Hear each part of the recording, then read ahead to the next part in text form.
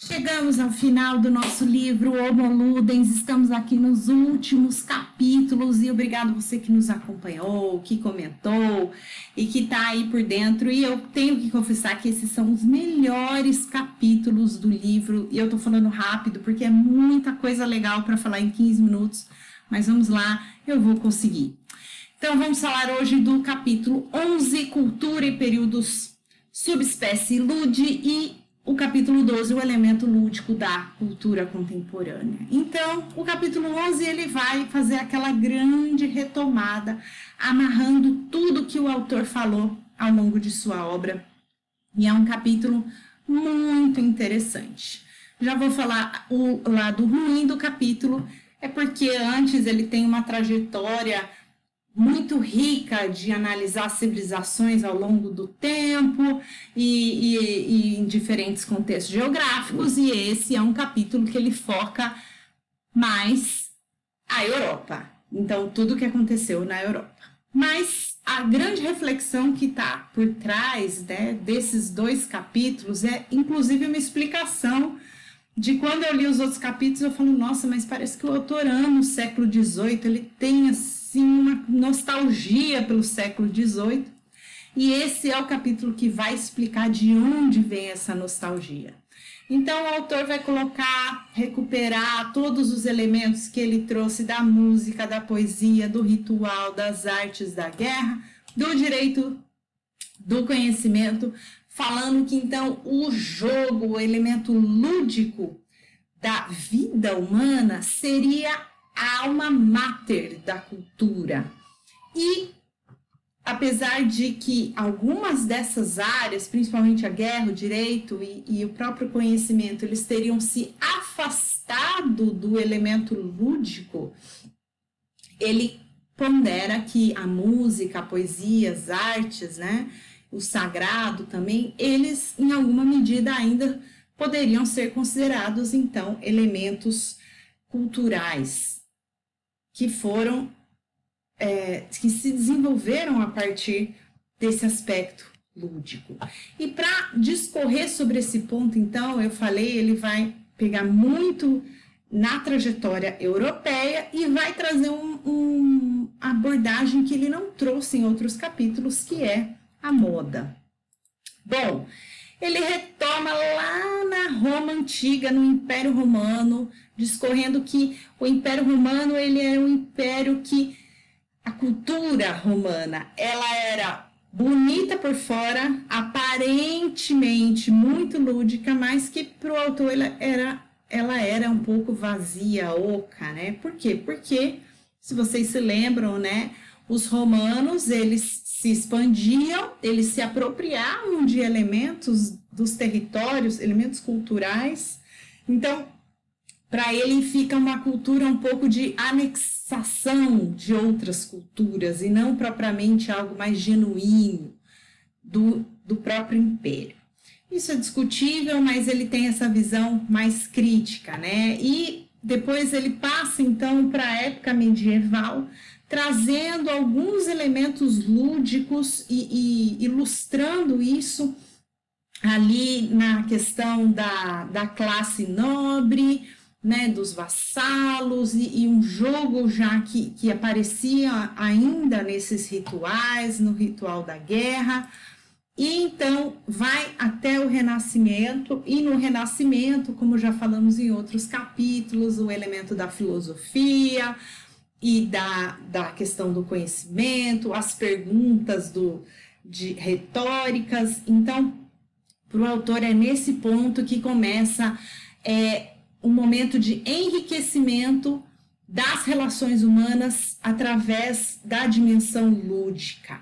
Até então passar pelo período barroco e o romantismo e chegando então no grande século XVIII, né, que para o autor foi o auge das relações humanas permeadas pelo elemento lúdico e o elemento do jogo. E aí ele vai ilustrar então esse auge do século XVIII na imagem da peruca. E a peruca, o autor explica que, apesar de ser muito referenciada como um objeto do século XVIII, ela é do século XVII, mas que você olha, né, você já tem vontade de dar risada, aquela coisa que vai tentar remeter a um aspecto divino, né? E, inclusive, no século XVIII é quando este objeto ele se populariza entre os homens das mais várias camadas da sociedade, né? Então, um objeto que começou fazendo parte, né, do vestuário de homens mais importantes da sociedade, ele acaba se popularizando.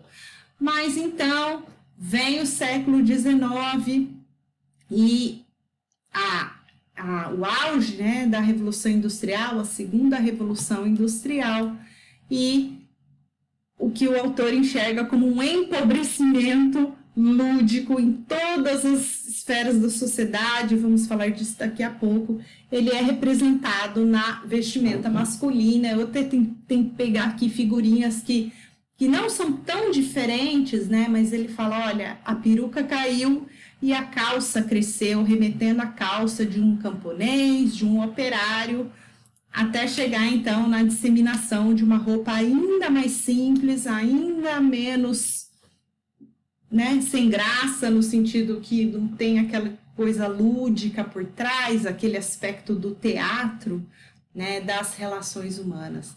Então, esse grande desânimo quanto ao século XIX, ele está presente em toda a obra do autor, né? A grande admiração pela vida do século XVIII. Eu já comentei isso em outros capítulos, inclusive, e nesse capítulo, então, é como se fosse a explicação dessa perspectiva, dessa percepção. E é um capítulo interessantíssimo, porque aqui eu trouxe o exemplo da moda, mas o autor vai tentar fazer esse ponto nas várias outras esferas das relações sociais, inclusive das teorias sociais, né? Então, ele coloca, olha, as grandes teorias do século XIX, que é o liberalismo e o socialismo, eles resumem a vida humana à esfera econômica, material e produtiva, né? Então, uma reflexão que o autor traz é que a vida é muito mais do que o trabalho.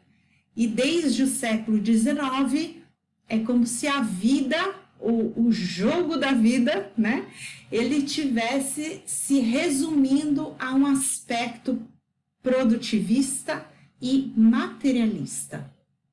E o capítulo 12, então, ele vai trazer algumas questões que vão te instigar ainda mais nessa reflexão. E esse é um capítulo, se você pudesse falar de todos os capítulos, qual você recomendaria? Sem dúvida é esse. Ainda mais você, professor de Relações Internacionais. Esse é um capítulo que ele vai falar muito sobre as questões da guerra. Lembremos que ele está escrevendo em 1944, ao final da Segunda Guerra Mundial. É um capítulo permeado de ceticismo, de desesperança, né? Já estava aí quase 5 anos em guerra, uma dura guerra, e apesar já das perspectivas, né, do final da guerra, ainda sempre há incerteza quanto ao futuro. Então, esse é um tema que está muito presente nesse capítulo. Vai falar sobre as perspectivas de acordos de paz. Tudo isso está presente aqui nesse capítulo. Então, é um capítulo riquíssimo, eu não consigo discuti-lo todo nesses 5 minutos que ainda me faltam, 6 minutos, né? Que ainda me faltam para finalizá-lo. Então, recomendo muito a leitura desse capítulo. E as duas questões que vão permear é em que medida a cultura atual, então estamos falando da cultura já da metade do século XX, continua se manifestando através de formas lúdicas. E, número 2, terá deficiência dos elementos lúdicos da sociedade do século XVIII, que é isso que ele fala, que o século XVIII, não, XIX, desculpa, ele foi débil em aspectos lúdicos, teria essa deficiência aumentado e diminuído? E a minha resposta, como eu já falei, ele é muito cético, é que a deficiência aumentou. E aí você vai falar, puxa, mas hoje nós temos clubes, hoje nós temos sociedades de competição, hoje nós temos ligas esportivas, Olimpíadas. Tudo isso não é uma valorização da dimensão lúdica? E o autor vai falar que não. Para ele, toda essa institucionalização, a profissionalização do esporte nada mais é do que um excesso de seriedade para as relações humanas. Então, enquanto que o esporte ele bebe muito do elemento lúdico do jogo, o que ele coloca é que o status que essa dimensão recebeu no século XX afastou ainda mais da brincadeira, né, do elemento do jogo, daquela coisa despretensiosa. Ele fala mal, inclusive, do jogo de xadrez, do jogo de cartas, tudo isso que são todas expressões de jogos na nossa sociedade, na sociedade contemporânea. Para o autor, tudo isso são apenas institucionalizações, né? É um excesso de seriedade para algo que deveria ser muito mais leve. E uma frase que eu acho que resume essa crítica do autor é essa aqui. Ele fala: as aparências iludem. No verdadeiro jogo é preciso que o homem jogue como uma criança. Então, a criança, ela, lógico, ela quer ganhar, ela não quer perder, mas o que ela mais quer é brincar, é jogar, né? Para quem tem criança aí perto, você já deve ter percebido isso, né? Tem a fase da frustração com a perda, mas no fim o que a criança quer é brincar, é isso que importa para ela. E na sociedade contemporânea, o autor coloca que o importante não é mais brincar, se divertir no jogo, né? O jogo se tornou algo muito sério, muito competitivo. Ele vai falar muito de política também nesse capítulo, enfim, é um capítulo muito rico. E eu achei tão interessante porque ele coloca, inclusive, sobre a questão dos meios de comunicação. Então, a gente estava ali nos anos 40, né? É algo que ainda está começando. Eu tenho certeza que ele ainda nem imaginava o poder da competição, inclusive no âmbito das relações sociais, através das redes sociais que a gente tem hoje, né? De você postar as coisas e fica com inveja do seu contato que postou alguma coisa e vai lá e posta outra. Essa dimensão dessa competição velada que existe, inclusive nas relações sociais. E ele traz também a reflexão, então, esse aspecto perverso do elemento da competição. Ele coloca: a técnica, a publicidade e a propaganda contribuem em toda parte para promover o espírito de competição, mas oferecendo uma escala nunca igualada, os meios necessários para satisfazê-lo. Então, hoje, tudo pode se transformar numa competição, num jogo, né? E ele, inclusive, explica essa questão do recorde, da onde surgiu, né? O animal mais, enfim, o animal não, desculpa, o nadador mais veloz do mundo, um recorde mundial, né? A gente tem uma cidade aqui próxima, Recife, que a gente fala que tudo lá é recorde, né? A cidade que tem a maior avenida em linha reta e etc. Os recifenses sabem disso.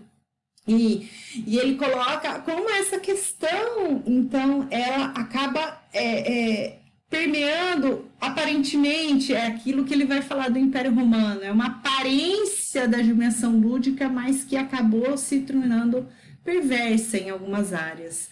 E falando especificamente da área dos negócios, ele coloca: os negócios se transformaram em um jogo.